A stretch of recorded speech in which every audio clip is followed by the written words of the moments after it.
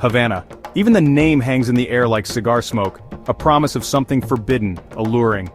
I'm staring out the window of the plane, the city sprawled beneath me like a faded postcard, crumbling colonial buildings painted in shades of sunset, vintage American cars gleaming under the Caribbean sun, the turquoise ocean stretching as far as the eye can see.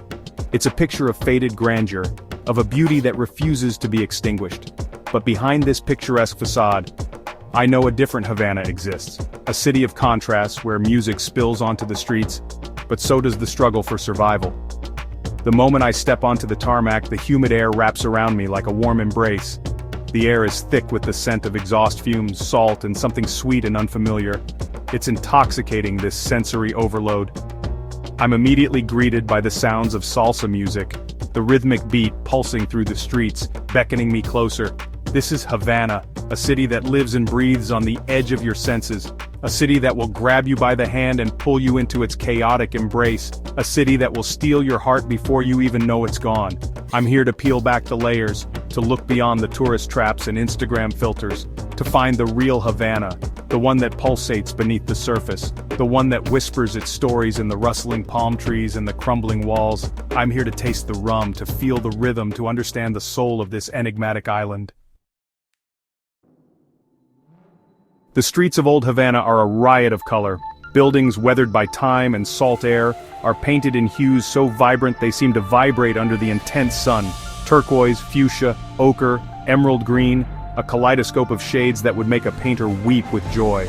Balconies draped in bougainvillea and jasmine spill over with life-gossiping neighbors, squawking chickens, laundry drying in the afternoon heat. Music is the lifeblood of this city. It pours from doorways, spills out of bars, and echoes from open windows. Salsa, rumba, sun, a symphony of rhythms that weave their way into your soul. It's impossible not to move your feet, to feel the music take hold and pull you into its embrace. Street vendors hawk their wares, cigars hand-rolled and thick with the scent of tobacco, intricate lacework, paintings of Che Guevara staring out defiantly from under his beret. Life spills onto the streets here, a vibrant tapestry of humanity woven together by music, laughter, and the shared struggle of daily existence. But beneath this joyous facade, I sense a current of something else, a quiet desperation, a weariness in the eyes of the old men playing dominoes on the corner, a certain resignation in the way the women haggle over the price of tomatoes in the market. In Cuba, everyone hustles. The collapse of the Soviet Union in the 90s hit the island hard, and the effects are still felt today. The average monthly salary is a pittance, barely enough to survive on. So people find ways to make ends meet, to stretch their meager incomes as far as they can. Doctors moonlight as taxi drivers, their Lada's relics of the Soviet era sputtering through the streets.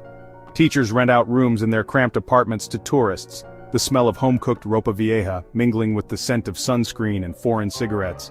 Everyone has something to sell, a service to offer, a way to make a few extra pesos.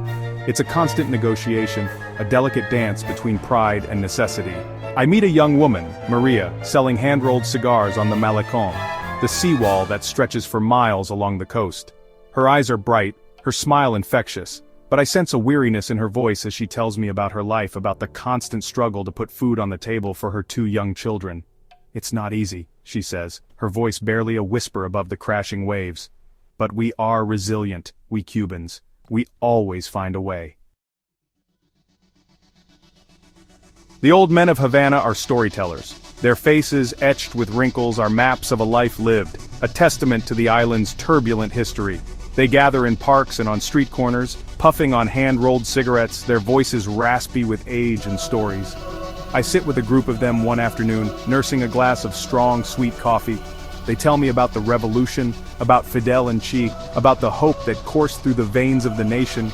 They speak of the hardships that followed, the shortages, the blackouts, the years of struggle and sacrifice. But through it all, they say, the Cuban spirit never broke. They speak of their love for their country, their pride in their culture, their unwavering belief in the resilience of the human spirit. Their stories are a stark reminder of the human cost of history, of the ways in which political turmoil can shape the lives of ordinary people. But they are also stories of hope, of resilience, of the enduring power of the human spirit to find joy even in the darkest of times. Section 5. Dominoes and Laughter. Despite the hardships, life in Cuba is not without its joys. Music and laughter are woven into the fabric of everyday life. Families gather on stoops in the evenings, sharing stories and laughter as the sun sets over the city. Dominoes is a national obsession, played with a passion that borders on religious fervor. In parks and plazas, the clatter of dominoes on wooden tables provides a constant soundtrack to Havana life. I witnessed a dominoes game one evening that perfectly encapsulates the Cuban spirit. The players, 4 old men, are deeply engrossed in their game, their faces contorted in concentration, their every move accompanied by a chorus of cheers and jeers from the gathered crowd. The game is fierce, the competition intense, but always underpinned by a sense of camaraderie, a shared love for the game that transcends any rivalry. When one of the players finally wins, the loser throws his head back and roars with laughter, embracing the victor with genuine affection. It's a beautiful reminder that joy can be found in the simplest of things, in the shared moments of connection and community. It's a reminder that even in the face of adversity, the human spirit finds a way to celebrate life. Section 6. Rum Soaked Resilience. Rum flows freely in Havana, a constant companion to the rhythms of life. From the smoky backstreet bars where old men sip on their morning shot of rum and coffee, to the lively salsa clubs where tourists and locals alike dance the night away fueled by mojitos and daiquiris, rum is the lubricant that keeps Havana running. It's more than just a drink here, it's a symbol of Cuban resilience, a reminder of the island's long and turbulent history. From the sugar plantations of the colonial era to the revolution and beyond, rum has always been there, a constant presence through good times and bad. I find myself drawn to the dimly lit bars that line the back streets of Old Havana. These are the places where you can still feel the pulse of Old Havana, where time seems to stand still. I sit at the bar, nursing a glass of aged rum, its warmth spreading through me like a comforting embrace. The bartender, a man with eyes that hold a lifetime of stories, tells me about his life in Havana, about the challenges and the joys, about the unwavering spirit of the Cuban people.